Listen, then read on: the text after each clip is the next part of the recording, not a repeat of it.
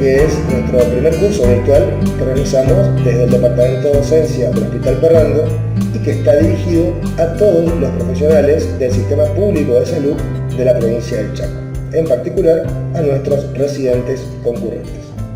Este curso, que trata sobre lectura crítica de ensayos clínicos aleatorizados, se compone de módulos donde semana a semana vamos a ir aprendiendo conceptos importantes que hacen a la lectura crítica de este tipo de diseño. En este primer módulo vamos a comenzar con una revisión de los principales diseños que se pueden encontrar en las ciencias de la salud, para ir finalizando en este módulo en el abordaje un poco más detallado de nuestro objeto de estudio, que son los ensayos clínicos aleatorizados. Así que espero que lo puedan disfrutar, que complementen las clases que están grabadas en video con la lectura del material que disponen en el campus virtual y que hagamos los ejercicios que se proponen para poder comprender cómo funciona esto de leer críticamente este tipo de literatura. Así que comencemos. Ustedes recuerdan que en epidemiología tenemos estudios de tipos descriptivos y estudios analíticos. Acá están listados los estudios de tipo descriptivos: reporte de caso y serie de casos, estudios ecológicos, transversales y los ASIS. Brevemente les comento que los primeros, los reportes de caso y serie de casos, se utilizan en general cuando se descubre una nueva enfermedad y se la quiere comunicar, o cuando se observan variantes clínicas de un cuadro conocido, o para identificar algunos grupos de alto riesgo, o detección de efectos que pueden ser beneficiosos o adversos de nuevas drogas. Un ejemplo del estudio de reporte de caso es este que están viendo en pantalla, que lo tienen disponible en nuestro campus. Es el caso de un paciente que se presenta por una falla hepática aguda como complicación de una infección por brucelosis.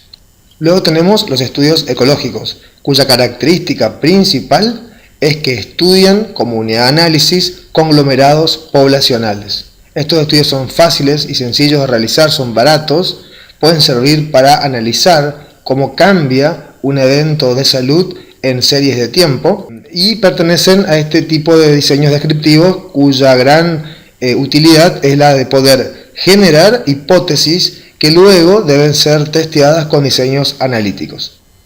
Los estudios transversales son las conocidas encuestas y permiten describir la distribución de una enfermedad o un evento o la exposición de un factor de riesgo en la población, y también, como todos los estudios descriptivos, generan hipótesis y permiten conocer tendencias si se los utiliza en diferentes periodos de tiempo. Un ejemplo que tienen disponible es esto, que es el consumo de comidas ultraprocesadas y las condiciones socioeconómicas que se realizó en Brasil. Y por último, les menciono los análisis de situación de salud, o ASIS, que sirven para describir justamente esto, ¿no? Diferentes factores determinantes de salud en diferentes poblaciones. Acá hay un ejemplo sobre un ASIS de la ciudad de Buenos Aires.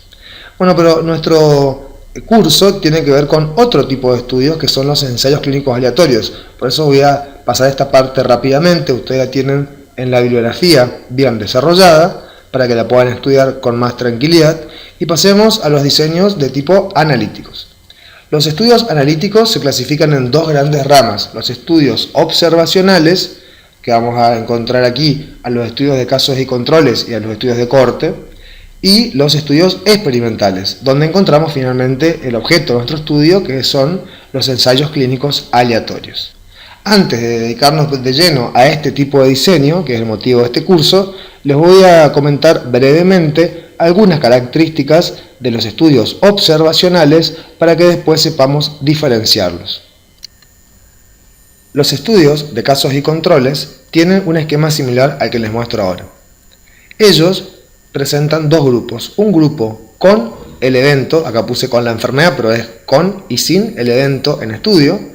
En general se usan para enfermedades, entonces podemos pensar que un grupo tiene la enfermedad y se lo compara con el grupo que no tiene la enfermedad.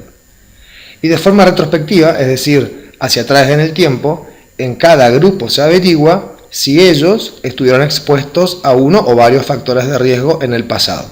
Como ejemplo, ustedes disponen de este estudio que comparó personas con y sin infarto de miocardio y observó, detalló cuáles eran sus antecedentes en base al índice de masa corporal, el perímetro de la cintura, el radio de cintura y cadera, para evaluar si estos factores se asocian a la presencia de infarto.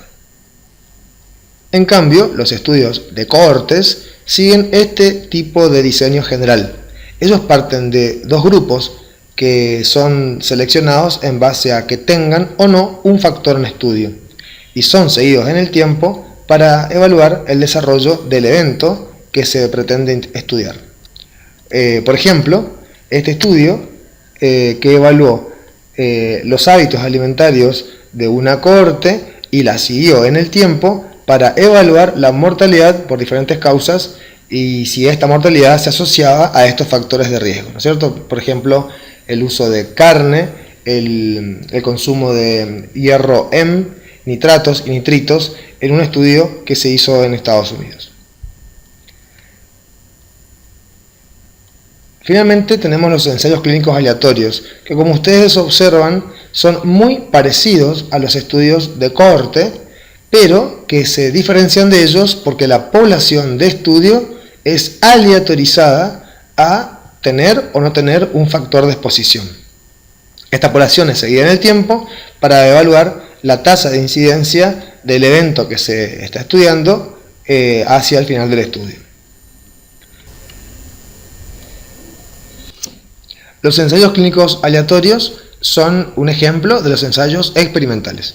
Y para que un trabajo sea considerado experimental, deben cumplirse con estas condiciones. Que el investigador manipule la exposición, es decir, la asigne a un grupo u a otro. Que exista un grupo de control con el cual comparar los resultados y poder ver contrastes de los eventos que se estudian. Y que la asignación a cada grupo del experimento sea aleatoria. Cuando un estudio no cumple con alguno de estos requisitos, aunque siempre el primero debe estar presente, el diseño se clasifica como cuasi experimental. Bueno, los ensayos clínicos aleatorios son el principal ejemplo de los estudios de tipo experimental. Estos estudios tienen estas ventajas.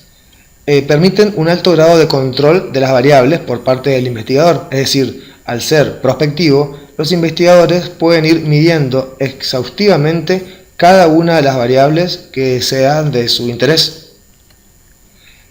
También tienen como ventaja que el procedimiento de aleatorización minimiza la probabilidad de cometer sesgos. Sobre este concepto vamos a volver más adelante en otra unidad de este curso. Y como es un diseño de tipo prospectivo, al igual que el estudio de cohorte, es posible estimar el riesgo.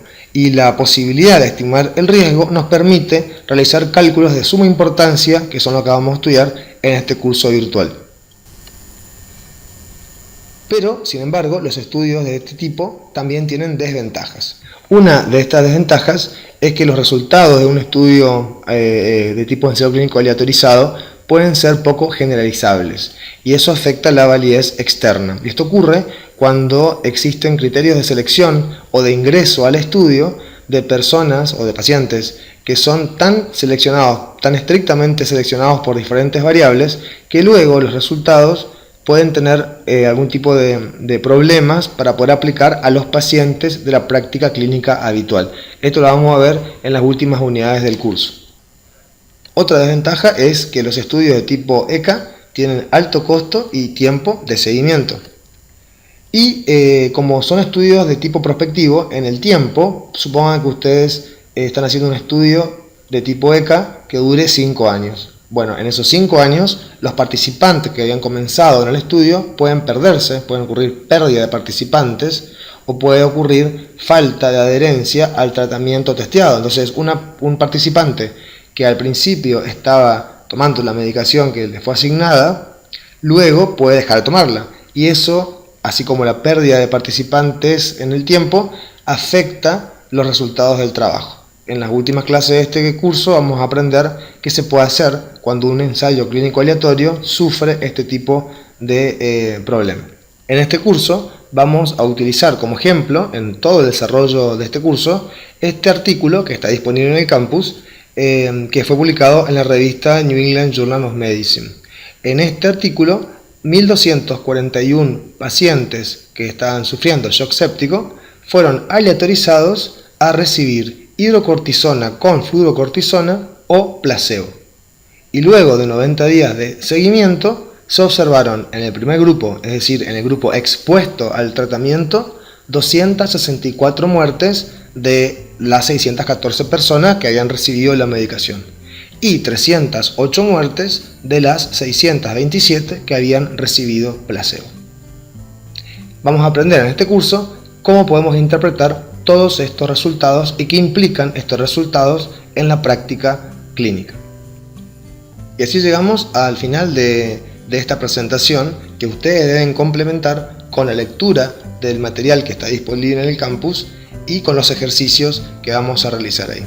En nuestra próxima unidad vamos a hablar sobre los fundamentos de causalidad, generalidades de causalidad, sesgos, factores de confusión y error aleatorio, todo relacionado a la lectura crítica de los ensayos clínicos aleatorios. Así que ahí los espero.